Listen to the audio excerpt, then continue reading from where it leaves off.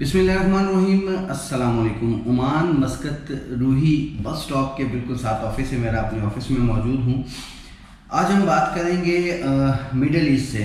पूरा middle east जितने भी 6 ममालिक हैं मिडल ईस्ट के, यहाँ से आप यूएसए, कनाडा, उसके ब्राज़ील, मेक्सिको, जापान और इसके अलावा शेंजन कंट्रीज़ में कैसे जा सकते हैं। और इस टाइम जो अभी टाइम चल रहा है जिस टाइम मैं वीडियो डाल रहा हूँ, आज डेट है 1 मार्च 2024 कि कौन सा कंट्री आसानी से आप लोगों को अप्रोच देता है। उससे पहले बताता चलूँ कि मैं 29 फरवरी 2024 शाम 5:30 बजे बस शारजा टू ओमान सर्विस शुरू हुई, उसमें आया हूँ। बहुत अच्छी सर्विस है। रोज़ाना 2 टाइम निकलते हैं, सुबह 7 बजे, 6:30 बजे और शाम को 4 से 5 बजे के बीच में शारजा से, इसी तरह ओमान मस्कत से भी। तो ये एक अच्छी सर्विस है। ऑन द स्पॉट सीट मिल गई मुझे और इस सर्विस को आप भी अवेल कर सकते हैं। बहुत इजी सर्विस है और जो बस हैं वो बहुत अच्छी हैं, उनकी सीट बड़ी अच्छी हैं, सफ़र में थकावट नहीं होती। ये एक न्यूज़ थी जो मैं आप लोगों को शुरू में दे दिया, सोचा शुरू में दे दूं। अच्छा, अब बात करते हैं जी ब्राज़ील और यूएसए की और साथ मेक्सिको। देखें, मेक्सिको आप उस सूरत में अप्लाई करें क्योंकि मेक्सिको एक टफ़ कंट्री है वीज़ा के हवाले से, इंटरव्यू के हवाले से और फिर आपको एंट्री के हवाले से। अगर तो आपके पास इनविटेशन है या आपकी ट्रैवल हिस्ट्री बहुत अच्छी है देन मेक्सिको करें, अदरवाइज़ यूएसए करें।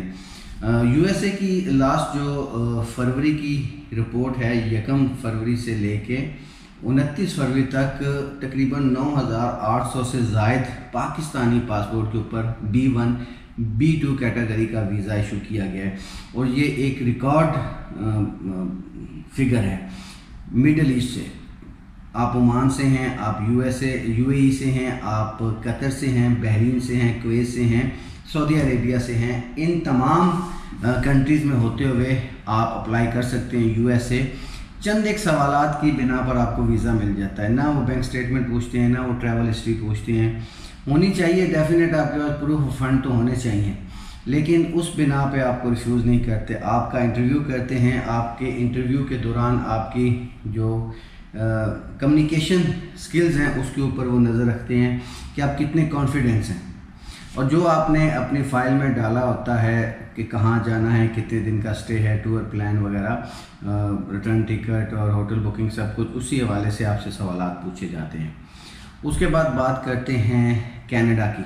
कनाडा पिछले दिनों एक बहुत ही बुरा एक्सपीरियंस हुआ है यूएई से ख़ासकर कि तकरीबन सुनने में आया कोई 150 के करीब डिपोर्ट हुए हैं, वीज़ा लगे हुए एयरपोर्ट से, या उनको एम्बेसी बुला के वीज़ा कैंसिल किया गया है उनका कनाडा का मल्टीपल एंट्री वीज़ा। हुआ ये कि कोई शादी के इवेंट का इनविटेशन लेटर के ऊपर वीज़े डाले गए और धड़ाधड़ वीज़े लगे, लेकिन जब वहाँ जाके इंक्वायरी की गई, पूछा गया एयरपोर्ट के ऊपर कि ये इनविटेशन के ऊपर आपका ये बंदा आ रहा है तो क्या ये आप इसे जानते हैं, तो उन्होंने कहा जी नहीं जानते, तो उसके ऊपर उनको वहीं पे डिपोर्ट करके 10 साल का बैन कर दिया गया। तो इसलिए इस वजह से लोगों का रुझान कम हुआ है थोड़ा सा।